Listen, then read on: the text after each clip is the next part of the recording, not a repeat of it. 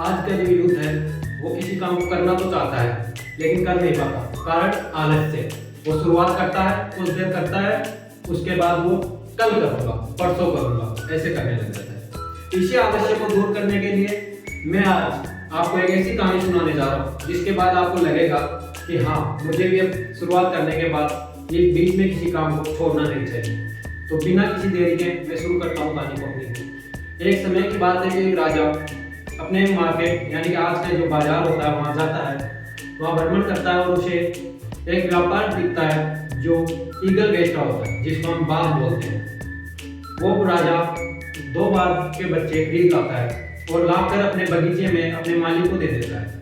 मालिक उनकी अच्छे से देख रेख करता है और वो बात धीरे धीरे समय बीतता है और वो बड़े होते हैं। तो राजा उनका निरीक्षण के लिए जाता है। राजा जब जाता है तो देखता है कि दोनों बाघ के बच्चे बड़े हो चुके हैं और वो हवा में उड़ रहे हैं। जब वो लंबी दूरी तय करते हैं तो कुछ देर बाद राजा देखता है कि एक जो बाघ का बच्चा था वो उड़ रहा है और एक जो है वो एक पेड़ की डाल पर आकर बैठ गया। तो राजा ने मालिक से पूछा, ऐसा क्यों? वो उड़ रहा है और ये बैठ गया। तो मालिक ने कहा कि राजन, जब से इन्होंने उड़ना शुरू किया है तब से ऐसा ही हो रहा है कि वो ये उड़ता रहता है और ये आकर यहीं बैठ जाता है, पता नहीं क्यों। तो राजा ने ऐलान करवाया कि जाओ, जो भी इस बात को उस बात की बरोबर उड़ाएगा उसे इनाम दिया जाएगा। तो ये ऐलान हुआ। प्रजा में वहाँ पे बाहर के भी लोग आए, तंत्र मंत्र विद्या जिन्होंने अपना अपना सब कुछ कर लिया, 100% प्रयास किया, उसके बावजूद भी वो नहीं उड़ा। तो राजा निराश हुआ।